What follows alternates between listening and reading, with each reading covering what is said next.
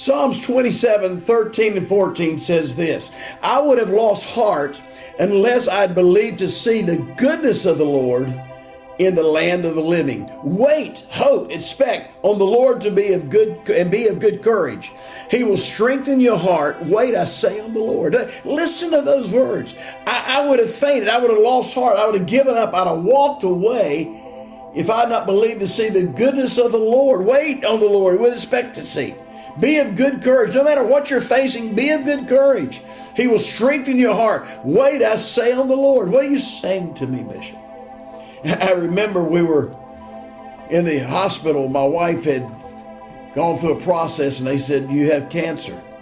And we don't know the extent of that cancer, so we need to do some biopsies and do some things of that nature. And they brought her in, and she went into the operating room, and I was waiting outside in the waiting room. And probably about an hour and a half or so went by, and the surgeon comes out to see me, and the surgeon just kind of looked at me. She said, I'm going to need your help on this one.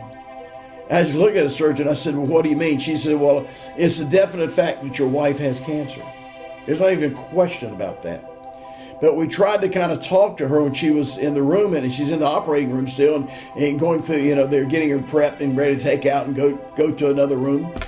And she said, but she's delusional. And I'm just wondering, would you be willing to put on a gown and stuff and come into the operating room before they take her to another room and talk to your wife? She's just very delusional.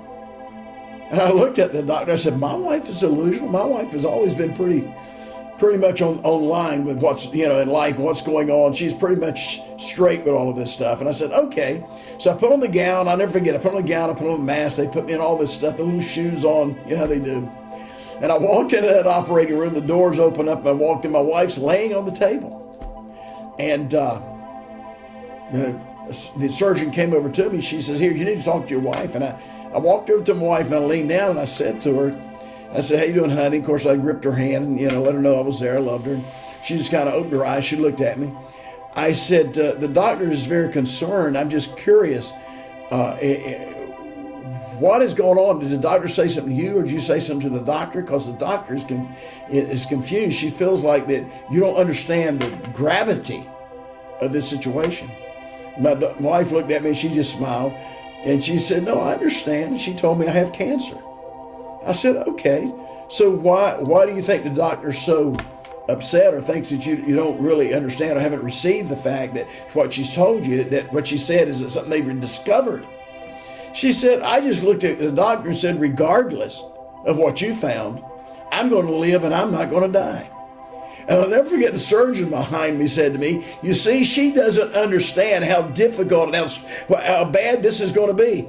And I'll never forget, I looked at my wife and she kind of smiled at me. I looked back at the surgeon. I said, you know what? It's not my wife that's delusional as you are.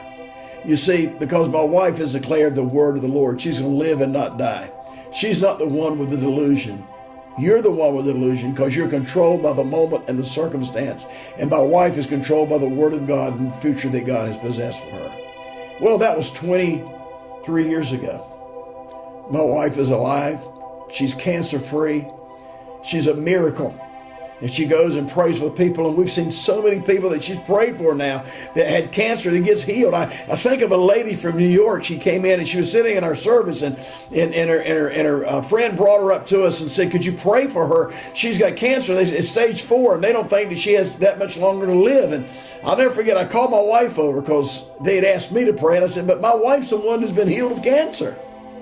I brought my wife over and she laid hands on this lady. I'll never forget it. And as she began to pray, the Spirit of God began to come upon her life. Well, that lady went back to New York. 3 weeks later, we got word that she went back in. The doctors were examining her, and they examined her, and they examined her, and they said, we don't understand. You had stage 4 cancer, but we cannot find cancer in your body anywhere. The miracle working power of God. I would have fainted if I had not believed to see the goodness of the Lord in the land of the living. I would have given up hope on the Lord, but I didn't. I'm of good courage. He strengthened my heart. He said, if you'll trust me and wait on me, he said, I am not a God that I should lie, and I will never leave you, and I will never forsake you. I'm speaking to someone right now. Don't give up hope. Life is not over. You're going to live and you're not going to die.